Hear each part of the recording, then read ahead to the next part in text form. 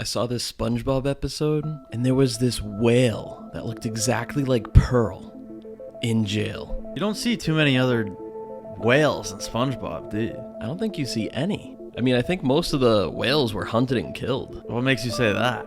There's none of them around. That's fair. Maybe they're migrating. But where's Pearl's mom? And her dad. Her real dad. Well, Mr. Krabs is her real dad. Come on. It's impossible for a crab and a whale to mate. Let's accept that fact. And in that episode, the whale looked very similar to Pearl. And it got me thinking, that could possibly be Pearl's dad. Her true dad. In jail? Yeah, because he killed Pearl's mom. That's a bit extreme, I think. That's the only thing that makes sense. Because after he killed Pearl's mom, he gets arrested, and Pearl's left as an orphan. And who comes to rescue her? Mr. Krabs? Eugene Krabs. The good guy. Everyone thinks he's some greedy, grimy crab. Well, they'd be right. But he's got a big heart. He's sacrificing a bunch of his money for Pearl's well-being. Because when you crack open that shell, it's all soft and gooey inside. That's Mr. Krabs. Yeah, I've seen that before. Oh, you know what I read the other day? What? An 82-year-old man died recently without ever seeing a woman in his entire life. That's just not possible. It is, because he was a monk, and his mother died at childbirth, and he became an orphan, and he was given to the monastery because no one else wanted him. And so he grew up his entire life in that little monastery, which didn't even allow women inside of. So he went his entire life without ever seeing women, without ever seeing a car. He never left there at all throughout the whole 80 years? Right, he just sat there and meditated. That's insane. Can you imagine his power level? This dude must be shooting fire from his hands. Have you seen monks that can do that? No. Yeah, there's monks that can create fire in their hands and light stuff on fire. It's just a firebender, I think. It could be a possibility. That one guy's just the true avatar. Alright, that Nintendo Direct, though, that was some heat. I mean, it was terrible up until the closing. We got Mario vs. Donkey Kong. I'm excited for that. There's no way you're excited for that game. Hey, as a kid, I liked those on the Game Boy Advance. It's so simplistic. But it's like a little puzzle game. I like those kind of games. The only thing that mattered in that Direct was Paper Mario: The Thousand Year Door. Yeah, we're getting the remaster. I'm hyped for that. To save that for the closing segment of the Nintendo Direct. They're not having another one for another 6 months, pretty much. To spend that segment on Paper Mario: The Thousand Year Door? That says a lot. That means they're going back to stories. Miyamoto had said previously that he was pretty much done with stories in Mario games. Right, he wanted the same basic formula for every single game. He prioritized fun over stories and said, Mario doesn't even need a story to be good. As long as it's fun and engaging, that's all it needs. But remastering Mario RPG and now Paper Mario: The Thousand Year Door back to back? The two best stories in all of Mario. It makes me think that Miyamoto has changed his mind a little. And they didn't even dumb them down. They're exact remasters, just better graphics. And they don't even have the stupid little white outline on Paper Mario like they do in the recent games. Right, yeah. So it makes me hopeful for Paper Mario in the future. Bringing back partners, please. Yeah. In the next movie, this all ties back to the Mario movie, the sequel. How? They want to make it because that was the only criticism of the Mario movie was the story was kind of meh. A lot of plot holes. So I think Miyamoto's going to take that criticism and now he's going to go full-on story mode with Mario. So I think the next 3D Mario game could be a huge story. The sequel, huge story. This is the next era of Nintendo story. Oh, the other thing in the Nintendo Direct that caught my eye were the characters they added in Mario Kart. We got Diddy Kong, we got Funky Kong, we got Pauline finally, and then we got Peachette. Yeah, what was that? What a wild ad that is. That was crazy. I wasn't even familiar with Peachette, but I did some digging, and I found out Peach isn't the name of a person. Peach is the name of a species. What? A peach is just like a toad. Toad is called Toad. A Yoshi is called Yoshi. A peach is called Peach. And Peachette proves that theory. And it's because you can only become Peachette through Toadette. When Toadette gets the Super Crown, she becomes Peachette. But Toadette's the only one that can get the Super Crown. So think about it. Toadette becomes Peachette.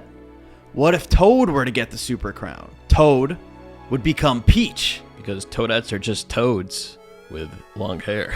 Exactly, yeah. A Peach is just a toad with a Super Crown, making them the ruler of Mushroom Kingdom. Well, I mean, if they got the crown, they wouldn't become the ruler. They just have to be wearing a crown. But the Super Crown is given to the chosen ruler of the Mushroom Kingdom, transforming a toad into a peach to rule the Mushroom Kingdom. Have you seen the first Mario movie? No. Never? No, I've seen clips here and there. The one with like Prince Haru. Right, yeah, I heard of that guy. And it's just in Japanese. Yeah, that could be why I've never seen it. It's pretty good. But it's devastating for Mario. Why? The first Mario movie is the most demoralizing thing I've ever seen when it comes to Mario and his relationship with Peach. Really? Oh man. Mario takes L after L after L. This dude spent time in a prison cell. And the whole time he's just dreaming about her. Spending time with her. He's marrying her. Just head over heels in love. And he goes on this huge adventure collecting the 3 parts of the Triforce in order to save her from Bowser. The Super Mushroom, the Superstar, and the Fire Flower Plant. He goes through all that just to finally save Princess Peach in the end, like a boss. Like he always does. Just for Prince Haru to show up and pretty much just like hug Princess Peach and take her right from Mario because they're already engaged. Yeah, they're already engaged. That's on Mario. What's he thinking? It's impossible for him to know that. You didn't even watch the movie. What are you talking about? Well, you can't blame Peach for that, for sure. Oh yeah, she was leading him on the whole time. In the beginning, she's like, "Oh, Mario, it's so good to see you. Help, please help me." And when Mario finds that out about her and Prince Haru, he literally faints. He faints, and then he walks off. The walk of shame. Is that movie like a prequel or like non-canon or something? Because Peach being married or engaged is kind of wild. Yeah, it's pretty much considered non-canon now. But with Mario Wonder, if Haru shows up, it's a whole different ball game again. Yeah, these new Mario games are kind of throwing the story for a loop. Like, I just found out Super Mario Odyssey is a prequel. Prequel? It's a prequel to the original Donkey Kong. Where they're climbing the ladder and everything. With Pauline being the mayor of New Donk City, we get Donkey Kong's name from Super Mario Odyssey. Because Pauline is the mayor of New Donk City. That's the first time that city's been established. And what's the name of Donkey Kong? Donkey Kong. Yeah. So Donkey Kong came to terrorize New Donk City by kidnapping Pauline, and all the news outlets that were covering it, they called this King Kong-like monster Donkey Kong because he was the Kong terrorizing New Donk City. And then that's when Mario climbed the ladder and saved Pauline and became a hero. I never realized how much Mario drew from King Kong. Now that I think about it, climbing like a skyscraper to save a princess. Yeah, there was a whole lawsuit on it. Oh, really? Yeah, King Kong tried to sue Nintendo for Donkey Kong. Wow. Which makes sense. There's so many comparisons. They straight up stole that. You got 30 seconds. Which Mario character am I? Start the clock. Are you male? Yes. You have a mustache? No. Are you human? No. Short? Not really. Oh, gosh. Lizard thing. Bowser, are you Bowser? No, I'm not Bowser. I don't know how much time's on the clock. 10 seconds left. Are you an enemy? Yes. Bullet Bill? No. Goomba? No. Koopa? No. Chain Chomp? Yes. Yes! Oh, man, just in time. What the hell? Oh, I'm gonna pass out. Did you know there's only 2 Pokemon that were created and aren't natural to the Pokemon universe? There's Mewtwo, obviously. Right, yeah. And then the other one's Ditto. Is he? Ditto was created in a lab. A lot of people think Ditto is a failed experiment trying to replicate Mew because it's just a pink blob and has replicating abilities, but he was made for an entirely different purpose. Ditto was made to save endangered species of Pokemon. Because what is Ditto used for in games? He's used to mate with Pokemon because it's guaranteed that the offspring will be the Pokemon that it mates with. Yeah, so the rare ones that are dying out. You bring a Ditto over there, and that Pokemon will mate with a Ditto, and you can get more of that Pokemon and save that Pokemon species. And these Pokemon that are endangered, like a Scyther or a Tauros, that are in these safari zones, aka wildlife preserves, they get sent to these daycares with a Ditto so that they can stay alive and maintain these Pokemon. Yeah, or like just the female-only Pokemon, or male-only. Right, the ones that aren't able to produce with their own species. But Ditto is the one that's saving all the Pokemon. Who's the better duo? Ash and Pikachu, or Mario and Luigi? Mario and Luigi, the most iconic duo in history. Wow, really? Don't even have to think about it. I don't know. I have to think about it. And I'm the biggest Mario fan there is. Sonic and Tails, or SpongeBob and Patrick? Okay, that's tough. Give me SpongeBob and Patrick. Yeah, the Goofy Goober Squad. Yeah. Rick and Morty, or Finn and Jake? Rick and Morty. No way. Yeah. I never got into Adventure Time that. Jake's too like cool that. for both of them. The Rick and Morty dynamic is what makes the show. Tom and Jerry, or Scooby and Shaggy? Wow. Old school. Old school legends. I gotta go Shaggy and Scooby. Wow, I really? have to. I think I'm gonna go Tom and Jerry. I don't blame you for that. It was close. And Phineas and Ferb, or Shrek and Donkey? Shrek and Donkey all the way. Yeah, that's an easy one. Did you watch One Piece yet? The live action? No, I haven't gotten around to it yet. Oh my god. I heard I've it's been good. telling you to watch it. We have to talk about segments. I know. I keep hearing how good it is. Well, at the end, they tease Chopper. Did they really? Yeah, at the end, Luffy's grandfather says that they need a doctor for their crew. And in the anime, their doctor is Chopper. He's supposed to come next in the series. But the weird thing is, what are they going to make him? Are they going to make him CGI reindeer? Or are they going to make him humanoid-looking reindeer? Yeah, are they going to completely recast him? What's going on? I don't know. They might have to use, like, a little person or a midget or something. Because CGI wouldn't really work because no one else is CGI in the show yet. But if they get it right, I think One Piece is going to be the king of Netflix for the next decade. They already renewed for season 2. Already? That was fast. Yeah, and it's a high-budget show, too. Who voiced these characters? The Crimson Chin. Oh, I don't know. Who's got a big chin that's a celebrity? Jay Leno? Yes! Really? It was Jay Leno. Oh my god. Was the Crimson Chin. That's hilarious. Mindy the Mermaid from the SpongeBob movie. Her voice does sound familiar. I don't know. She's a superhero. Scarlett Johansson? Yeah! Wow, how did you get What that? in the world? Yep. Jack Kahuna Laguna from SpongeBob. All right, you got to give me a hint here. He was once a pirate. It's not Luffy. Oh, why am I blanking on his name? The dude that plays Jack Sparrow. Yeah. What? Johnny Depp. Johnny Johnny Depp. Depp. Johnny Depp.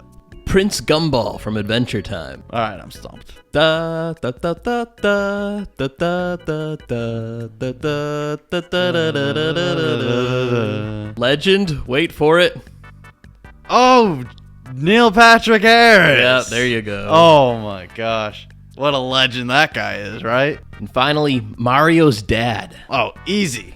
Charles Martinet. Yep, you got it. His last active role as the voice. His last lines ever. How sad is that? Did you ever wonder why Wolverine wears a bright yellow supersuit? Good taste in fashion. It doesn't fit his personality at all. Yeah, I don't know. Like Logan in the movies, he's rugged. He doesn't want to create a scene. He doesn't like attention. And whenever he goes out on solo missions, he doesn't wear the costume because he probably hates it. It's ugly. Yeah. Well, maybe he's embracing his superhero role. Well, I realized he wears that costume because he's selfless. Everyone else wears these lackluster costumes to try to blend in battle. But Wolverine, he wears the bright yellow to be a target. So that way when they go into battle, he's the one getting shot at. He catches their attention and all the other X-Men get off free. Yeah, he's the scapegoat. And he can't die anyway. So let all the bullets go to Wolverine. Let him be the target. And suffer through all the pain because eventually he'll be better. But he will have to suffer through wearing that ugly yellow suit. that's the one downfall. Hey, but he's iconic now. Yeah, everyone knows that suit. And it's coming back for the new Deadpool movie, so that's going to be cool. Really? Yeah, they leaked a picture of him and Deadpool all geared up in the suits. Is it Hugh Jackman?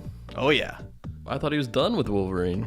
He's making his return in the new Deadpool movie. Wow, nice. I'll have to watch the Deadpool movies. I gotta talk about this. This is gonna be so stupid, but did you know the oldest joke in the book has such a dark meaning? Which one? Why did the chicken cross the road? Everyone knows the punchline. To get to the other side. But what does the other side really mean? The other side means death. It's crossing the road to get hit by a car. Oh, yeah. To cross to the other side. Well, the chickens go to heaven? They go to some kind of afterlife. I Do guess they? I guess it's the other side.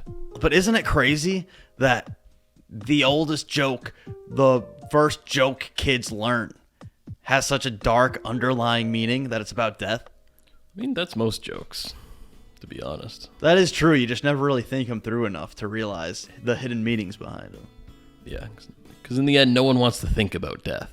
So if you hint at it, people still won't see it. Right. And it took me 25 years to realize it's not just some silly joke about common sense, obviously crossing the road to get to the other side of the road. Right. Who's the uglier character? Bowser or King K. Rool? King K. Rool. He's got the gut. He's got the twitchy eyes. Bowser's at least put together. Yeah, but he's big boy. But he's got thick. a very filled out face. He's thick. He's not fat. He's big boned. Kamek or Gruntilda? Gruntilda. I don't know. That thing scared me as a kid. Kamek, when he puts on his Peach outfit, gets pretty scary. Wario or Eggman? Wario. Eggman's stash, you can't beat that. Eggman, that body shape is, ugh. He's a tall king. Can't do much with that. Waluigi or Ganondorf? Listen, it didn't matter what the second option was going to be. I'm picking the second option because no one's more handsome than Waluigi. Ganondorf is uglier. Yeah, no competition. And finally, King Hippo or Fat Boo? King Hippo, that guy is going through it. I like Fat Boo. Good call not putting any woman in that category. We could have caught some heat. Yeah, I mean, like, who am I going to put in there? Like, they're all princesses. Fiona? Come on. Can't put any Disney princesses. Like Elsa? You're not going to say Elsa. I mean, that whole movie actually is just a scam. Not necessarily the movie, but the title of Frozen was picked specifically as a cover-up. Oh, yeah, I know this. They're trying to cover up Walt Disney's Frozen body. Right, yeah. So they named the movie Frozen so that any Google searches about Frozen and Disney all come up as the movie instead of Walt Disney's Frozen body. And I looked into it even more, and you type in Walt Disney Frozen, it's the movie, and then it's new articles dispelling all the rumors about Walt Disney ever being frozen. They're trying to say that it never happened. Oh, really? When this was known as like an absolute truth since like the 1960s. Yeah, all the legends got frozen back in the day. Yes, that he's Ted frozen. Williams. He's frozen and kept underneath Disney. And there's so many things that support that. He has a couple biographies out about how he got so obsessed over cryogenics and wanting to be frozen and preserving his body. And people are just starting to dispel it as these biographers had no idea what they were talking about and were trying to get attention. And these are all new articles. So what's the agenda? Why are they trying to hide this from us? We know Walt Disney's frozen. I mean, Walt Disney had crazy connections, so maybe they know something about cryogenics that we don't. Or they just don't want him digging under Disneyland, where he is frozen, trying to find the body, because who knows what else is under there. All right, you ready for this one? Hit me with it. Barbie is Harley Quinn. How do you make that connection? Not just the actress is the same. It Right. goes deeper than that. Barbie is like the prequel to Suicide Squad. Because at the end of the movie, Barbie finally goes into the real world. But you can see the cracks forming inside of her, where she's like experiencing this existential dread. Right, that's a lot to take in at once. Right, from the real world. All the mannerisms are the same between Barbie and Harley. Their style, the way they move, it's like identical. It's like Margot Robbie decided to play the same character for both Barbie and Harley because there's a secret connection there. I mean, it's not a stretch that when she became a doctor, she started to lose her mind more and more and more, seeing all these patients, and she finally snapped. She changed her name. She met the Joker, who could possibly be an escaped Ken. No. He's crazy too. He's got that Crazy vibes of someone who doesn't seem like they grew up in the real world. Maybe he came from the Barbie world, and that's why they get together and they get along so well, because they know each other. They know each other's struggles, because Barbie is Harley Quinn. Yeah, I don't know if I buy that one. But I do know two universes that are connected for a fact. What are they? It has to do with the MCU and the X-Men, which naturally are part of the same universe, but in the movies, they've been separated. But I don't think that's going to be the same way for long. Because when Tony Stark snapped, he created the mutants that are going to eventually form X-Men. How did he do that? So Wanda, she got experimented on with the Mind Stone. And that's how she got her mutations and her powers. And Tony Stark, he had all of the Infinity Stones. And he sent out a snap that caused an energy blast throughout the world. So that energy blast is going to go through people's DNA and mutate their DNA to create these mutants that are eventually going to be introduced into the MCU. And that's how we're going to get our X-Men. How come only affected certain people? It's the same reason why the Mind Stone only worked on Wanda. It's because it affects specific people that can handle the power of the Infinity Stones. So the people that can handle the power are going to get their DNA mutated. Jake the dog's death was left as the biggest mystery in Adventure Time. Nobody knows how he died. And no one really knows how old he was either. Jake could have been like thousands of years old because he's a magic dog. Yeah, and then you got to consider dog years too. Right. But there was actually like a little bit of a hint of how he died. One of his kids, Charlie, was doing a card ritual, and she saw Jake dying from choking on a sandwich. No. That is how the great Jake the dog goes. That can't be so anticlimactic. Come on. Oh, there's no better way for him to go. He's the sandwich king. It's an honorable death for Jake the dog. R.I.P. Jake is like the ultimate good guy. Like, no one can say like he was a bad person. Well, or a bad dog. No dogs are bad dogs. Right, yeah. Princess Bubblegum, on the other hand, is the villain. Really? I don't see that. Princess Bubblegum is the secret villain of the show, without question. What makes you say that? I feel like she's a mad scientist. She experimented on all of her Candy Kingdom citizens, basically playing God. And when she created Lemongrab, she considered him an experiment gone wrong, because Lemongrab would do creepy stuff, like he would just stand over somebody and watch them sleep. And she said it was too much. It was too weird to be spying. Yet, Princess Bubblegum spies on everybody in the Candy Kingdom. She has cameras set up everywhere. She's the biggest hypocrite. And in another scene, we see in the chambers of PB's castle, there's a skeleton chained up, meaning Princess Bubblegum was keeping people hostage and torturing them to death in her chambers. And of course she would say she had reasons to do this, but the most evil kind of evil is when evil doesn't know it's evil. Whoa. That's deep. And even Flame Princess told her to her face straight up, she's just not a good person. It's because at heart, Princess Bubblegum is the villain. The Wentworth Bros.